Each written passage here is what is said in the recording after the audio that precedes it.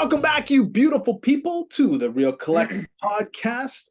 Joined as always by Kyle Miller. I am Sean Tassay, your co-host. Thank you very much for joining us today.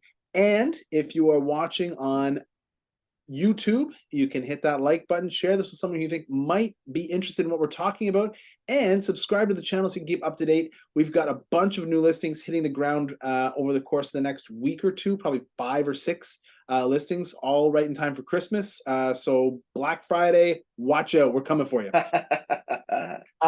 You can, as always, if you're listening on Apple Podcasts or Spotify, thank you very much. You can schedule an appointment with Kyle or I in the Calendly links below. Kyle, how you feeling, bud? Dude, what's going on? Living the dream as usual, right? It's still a little busy in my world, which is excellent for this time of year. I know not everybody's that way, so I'll take it for sure. And interesting movement going on. Like it's watching some rate stuff and listening to some economists speak, because that's always a hoot. But it's but it's things are changing. We've seen if I recap something for people listening, the media pumps out stuff, or no offense to realtors, but realtors pump out stuff that's like, hey, the rates are moving and this is happening and whatever. And the big thing to understand, and I've said it before, I'll keep saying it, is that there's 2 rates out there. They're in essence, you got fixed and variable. The Bank of Canada only controls, to a degree, the variable, because that runs on prime. The fixed rates move on different mechanisms altogether, specifically through the bond market. I'm not going to get too much into the weeds here, but the bond market, attached to the stock market, attached to speculation of what the Bank of Canada is going to do, all that stuff. So while everybody sits there and watches, like, ooh, what's the bank going to do? Things are actually moving in the background, sometimes up, sometimes down. So with all the economic turmoil, not economic, but the economic factors, world turmoil, US inflation, yada, yada, yada, right? Take your pick. Somebody sneezed, I don't know, right? The bond market's actually started to creep down, which is indicative that coming up relatively soon, we could see a break in the fixed rate mortgages, which will be a little bit of relief. Not a ton, like 5 or 10 basis points. I did math for a couple of realtors yesterday, which basically gets you like 10 grand more buying power, right, to the average person. But it could be enough to tip the scales for some people when they're running right at the edge. So if that happens, that'll be nice. It'd be a little bit, and it seems to be trending that way. And the thought is that that's going to keep happening. So people who have their renewals, people who are, already locked in, for example, this is all stuff you want to keep an eye on, because you can get a rate today, and as they dip in the market, ask to reset that rate lower. There's the economists pull so much data from all these different, I mean, you joke someone sneezed, like the butterfly effect sort of thing, right? Mm-hmm. You look at all of these different factors, and there's, like, I don't know, probably 20 of them, right? With economic uncertainty, world turmoil. What was, you mentioned a few others. They talk about the unemployment rate. I saw a thing today that says, oh, the unemployment rate is high, so we expect rates to come down. But it's not just one thing has an effect on something else. It's like they'll look at the whole package. They'll look at every index and what effect that has, and then they'll make the decision. But like you say, so much of people and like buyer sentiment hangs on the idea of, what does the Bank of Canada do with their fixed interest rate? And for 75% of the people, it doesn't fucking matter. No, right? It doesn't. And well, it indirectly it does, because the markets will react to something that, Mr. Tiff Macklin says or does, or right. just the speculation of what he's going to do. Right. It's like you can literally watch, maybe not in real time, but if you refresh every few seconds, you can watch the bond market graph, specifically like leading up to a rate announcement, right? There's one in December. I can't remember when right now, but and it'll be moving and doing whatever. And then a few minutes before, when everybody's guessing, you'll see it fluctuate. the word will come out of what happened and it'll fluctuate again, literally to the just whatever he says. And so it's yeah, it's wild what can happen. It's wild what can happen there. But Well, I mean, yeah, it's and all of that has such a such an impact on what buyers think, right? We saw it, we've seen it this past week, or like past 2-3 weeks, after they said, hey, we're holding the rate steady. It had this effect of people like, oh, okay, good, now I can go buy a house, right? And we talked about it. When's the best time to buy? When the rates are at their absolute peak is when you want to buy, because the prices are at their absolute lowest. Well, if the rates hold true for another week, buy, or another installment, I think it's December 6th or 7th, whatever the Wednesday is. yeah, I think it is the 6th. Yeah. If they hold still for another rate announcement, I think that's only going to further, and we saw this in the spring, push buyers over the edge. And if the if the fixed rates are going to come down, down the road, then we were just talking about the best move you can do is buy now, push your closing, and then sell later, right? Because if the prices might close later, push longer way, and then push the listing of your place, because if the prices are, if we sort of hit this, the prices are at the lowest that they're going to be, great, that's the time to buy. If they're going to start trending up a bit, you want to delay your sale as much as you can, so you can, again, it's really tricky to potentially time the market. Point being, if you are hitting the market with a new listing, like I said, we got 5 of them coming out over the next week or two, you want to be priced aggressively so that you sell as soon as you hit. You don't want to be waiting, because the longer you wait, the more negative impact it has. But there's buyers who are out there who are looking for deals, right? So if you can be the best deal going, you'll sell. Or I think there's a the other thing too with the rates, just because I don't want to lose that thought, is the fact that one, for the interest rates to really come down, right? I think that the underlying shitty factor is that it means something has to break bad, right? So when people are sitting there saying, I want rates to come down, I want rates to come down, if we get to a point where we see rates, and I don't think we will, even if the worst happens, I don't know that we will go there again. But if they go sub 4 or into the 3s, or ever go sub 3, like, so much other bad stuff is happening. And as an individual, we're sitting there saying, yeah, but that's good for me, right? But the question is it, right? It might not be as impactful here in Ottawa, quite honestly, because of how our industry and our economy works in our little bubble. But overall, right, to see rates come down, you're going to look at a few people, at friends of yours and family of yours, who have lost their jobs, right? And you're still going to sit there and say, yeah, but I'm okay. And I know we have to do that because, yeah, we have to take care of ourselves. But it's a tough thing. It's a tough thing to hope for, because it's not going to be the economy clipping at 100% and rates going down and house prices going down. Well, something is going to give, and it's going to be employment.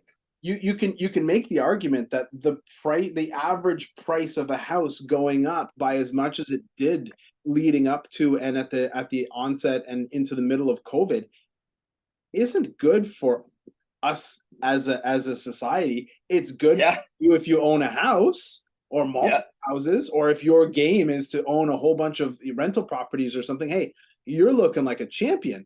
But for the whole collective, the real collective, see that? Yeah, thank you, appreciate that. For everybody, it's actually not good, right? Because it now becomes less affordable. So you think about your kids, the next generation, the general public. We've got this housing crisis, and it's not just in Ottawa, it's across the country, it's across the world, right? Where there's not houses for people to live in. And so, is it good to have more homeless people? I don't know. You're talking about who your friends are is one thing. Oh, well, shit, you lost a job. That sucks. If a lot of people lose a job, that's not good for our society, right? If the No. housing is too expensive that, people can't have the Canadian dream of home ownership and they're stuck for their whole life renting, is that good? Is that good overall? You know, um, I don't know. Don't want to point Yeah, fingers. we're going that way into it. That's the other podcast. Yeah. That's a tin hat podcast. Yeah. But what I will say is, you're right. Right. If the interest rates start going as low as they did during COVID, it's because there's some shit happening, and there was some shit happening in COVID, and Yeah. the rates went down, right? And that was, that's not good for anybody. I would say that if you're buying right now, like if you're a seller, you got to list aggressively. If you're buying right now and you go and find a house that has been sitting, I've got a couple good stories of an agent on our team bought a house earlier this week. They had it conditionally sold for $597. The conditions fell apart. He went back in and bought it in multiple offers when it was listed for like 650 or 639. In multiple offers, he bought it unconditional for 612. So it died it started at 597 and then went back on the market and over. 697. It was conditionally sold for 697. The financing didn't get approved. And then it got sold for how much? 612 in multiple offers. Well, yeah. So, I mean, and it was listed for like 650 when it sold, or 639 or something when it sold in multiple offers for 612. So there's some good deals. Now the question is, if it would have been listed at 650 from the jump, would it maybe have sold for more than 612? Like, I don't know, 630, 625, something like that. And that's why when you're selling, it's so important to set the bar right from the jump, right? Because it might feel like it hurts, but it'll hurt a lot more if the market's continuing down and you're not at that right price, right? So it's Chasing the market. yeah, Chasing the market's not the place to be. And again, from from a financing standpoint, those comparables, the comparables need to be recent, and it needs to make sense. Like you all I want to say, in a market like this, I don't know that you want to be the most expensive house on the street. no, You know what I mean? Like, like it might be cool to say if it sells at that point and you're like, it's a feather in your cap because it worked.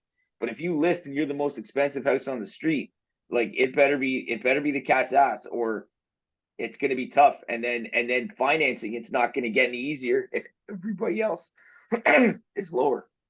we've got clients right now who have a conditional purchase on what probably is one of the most expensive houses on the street, and I'm looking at it from a financial point of view. I'm like, I don't know if it's going to appraise.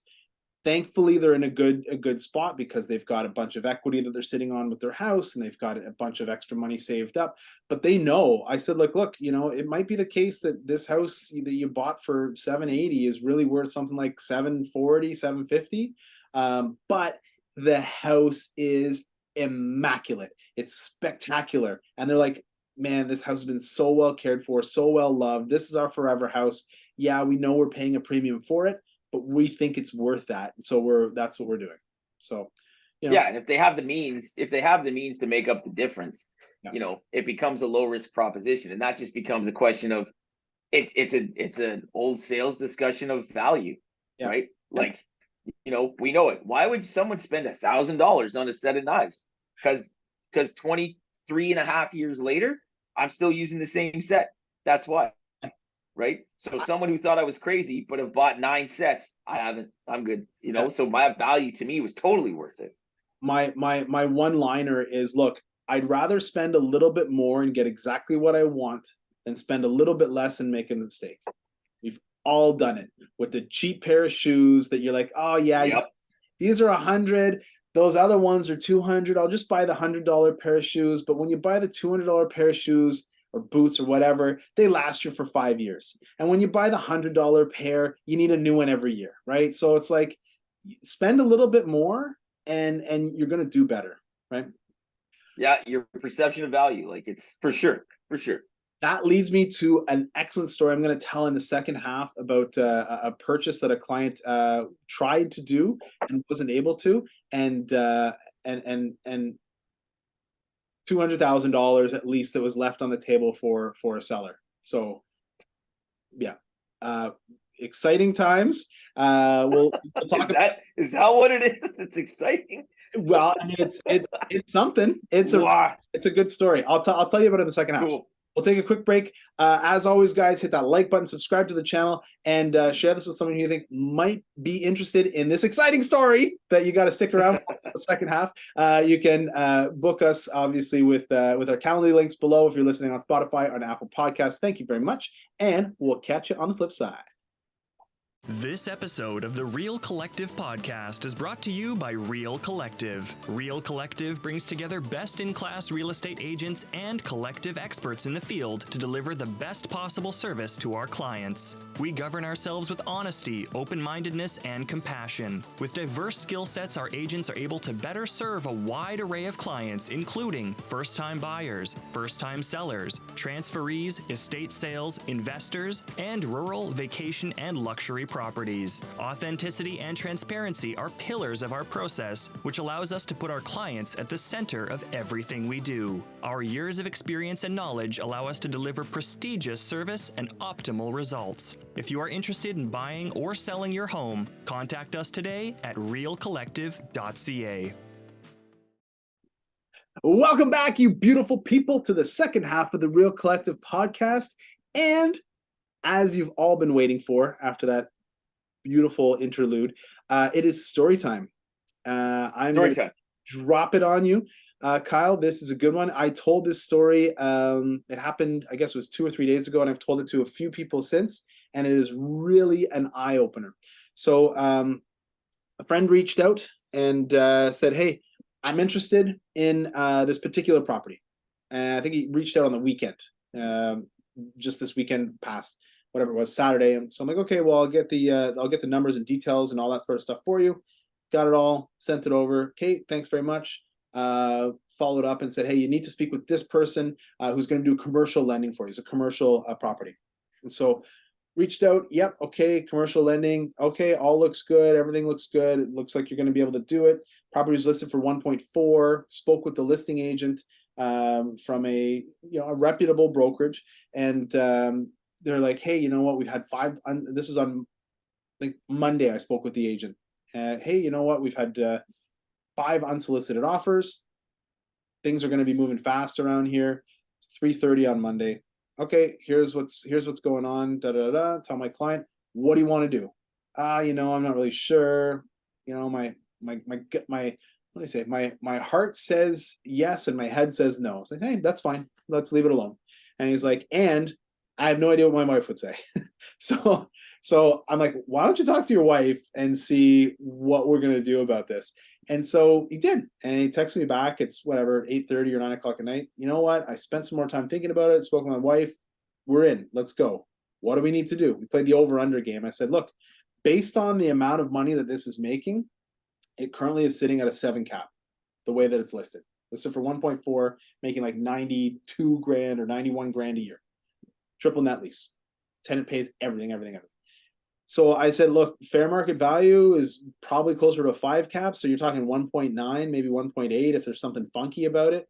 If you buy it for 1.7, 1.75, you're still doing well, right?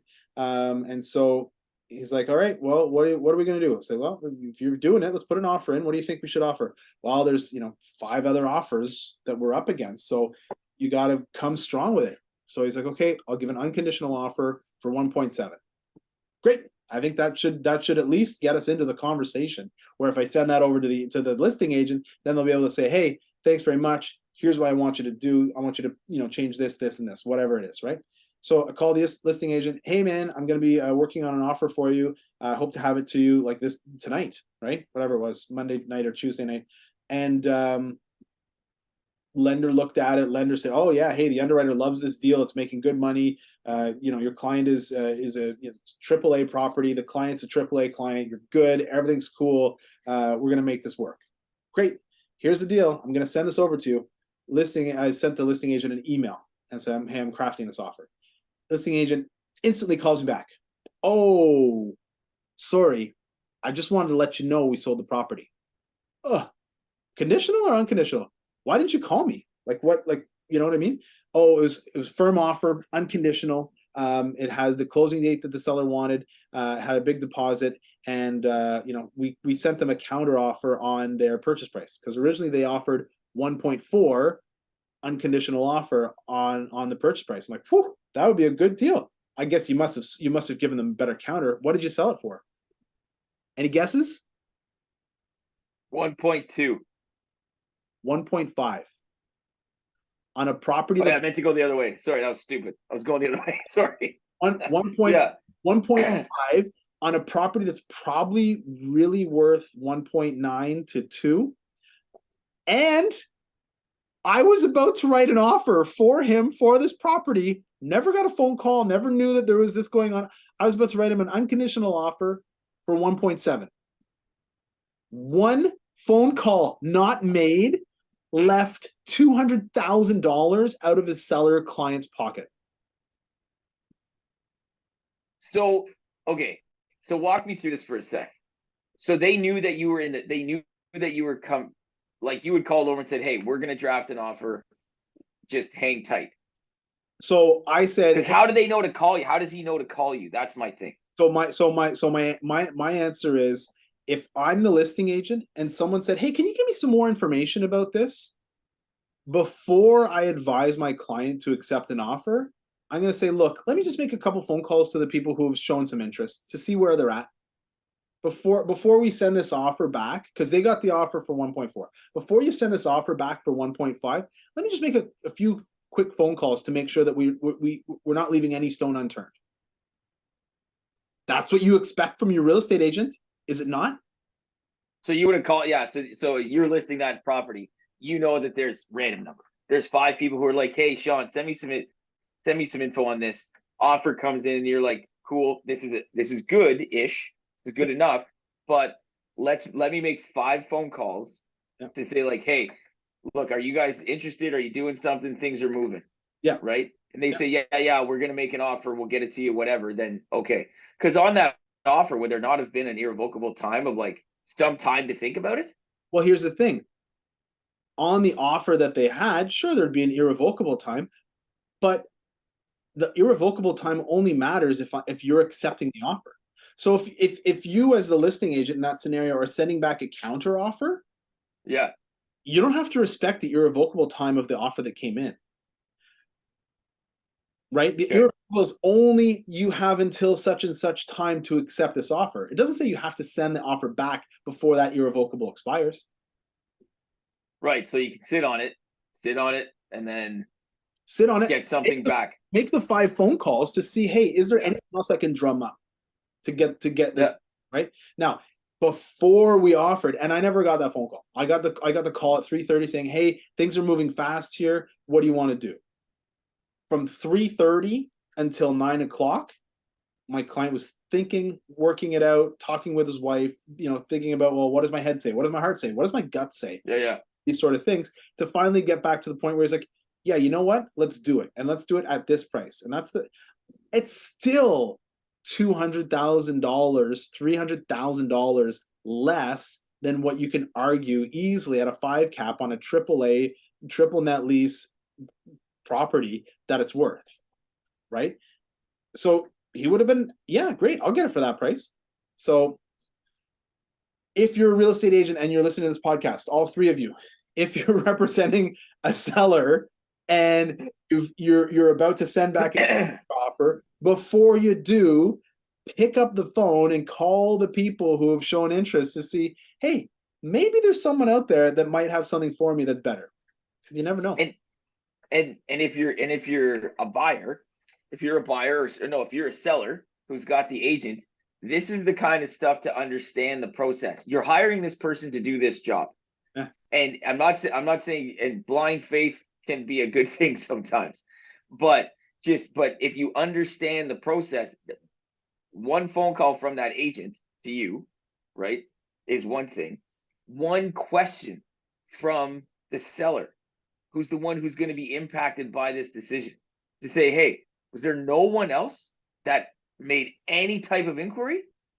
Yeah. Right now, again, people could lie, blah blah blah, but I'm saying, just if that one question could change, could spur that agent to be like, Yeah, that's right. Okay, let me make a few phone calls.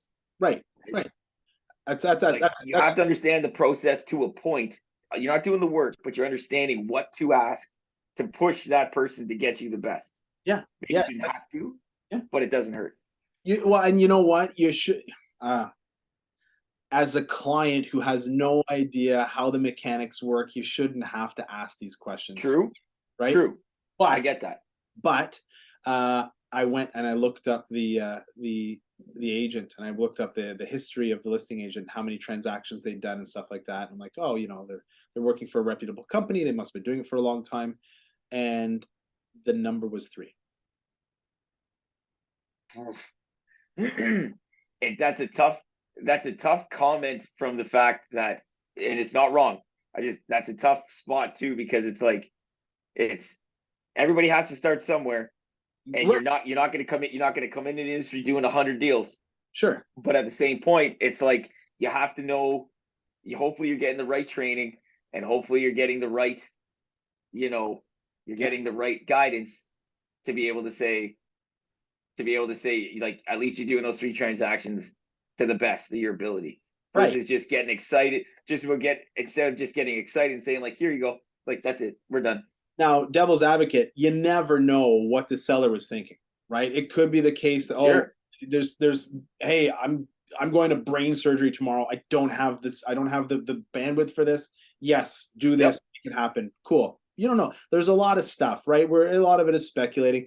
It's story time, man. We're gonna get into the story about it. Right? And if you're a buyer, Excuse me. if you're a buyer and you're in a similar type scenario, push your luck. Try and offer 1.5 for a property that you think might be worth 2, right? And so the next day I go back, and because everything's posted, I can pull all this data, right? So I go and I look who the buyer agent is, and I know the buyer agent, good agent, well respected, does a ton of business. I call him up and say, oh, well done. He's like, yeah, man, we thought this property was worth 1.9, 2 million bucks. We know we stole it. We were happy. We think they just underlisted it, didn't know what they had. And so I said to the buyer agent, I said, look, can you do an assignment sale? Like, does your guy want to make 100 grand, 200 grand right now, just flipping the paper to us? We'll buy it. We'll buy it. You can make that money from your 1.5 up to 1.7. Look at you. We'll Look at you, you deal. and you know what they said? No, thank you. We're good. Well, yeah, that's the thing, right? Like, they're on the same line as you. They think it's worth more. Yeah. They see the value, equity, blah, blah, all the things, right? Yeah. So that's. But hey, to the same point, what if they said yes and you didn't make that phone call? Right. It's your own analogy. So yeah, kudos to you. Yeah. For just that one phone call, right? It might have, and you know what? If my client would have had to pay 1.7 for it, great. He still would have been fine with it. You know what I mean? Like, he's not gonna be like, oh, these guys got it for 1.5. No, yeah, you didn't pull the trigger instantly. You'd spent some time to think about it, and it's you can make the argument that's that might be a 200, if he was able to get it, that's a $200,000 decision, 3-4 hour decision making process. So if you're a buyer and you find something and you like it, and it seems like a deal that's too good to be true, jump on it. Right. So I mean, you can look at it from all the different types of angles, and it's nice to sort of play it through from all the different kinds of angles. So yeah. Yeah, that's wild though, man. That's wild. Yeah. Oh, this game sometimes. This game. It's totally a game, man. And the more you know the rules, the better you can play. And all the rules are about to change in like a week. Oh, I was saying to someone today, we were talking about what's going on and everything. I said how people have suggested or encouraged me to be like, you should get your real estate license too, and then you're like bang bang double, like working on both sides of it. And I'm like, no. I said, one, I've rarely ever seen someone be successful doing both. Like, you have to pick a lane eventually, and with all the changes that happen in our world, and now to hear what's going on in your world, no way, man. I don't want any part of that. Nope. I'm good. I will sit here and help you guys on your stuff as much as I can as realtors, and we partner up and high five. I don't want any part of what's going on with that stuff, man. No way. I'm good. There's a lot changing, and I think there's a lot of people who are going to just be like deer in the headlights. Not just like consumers, but like agents.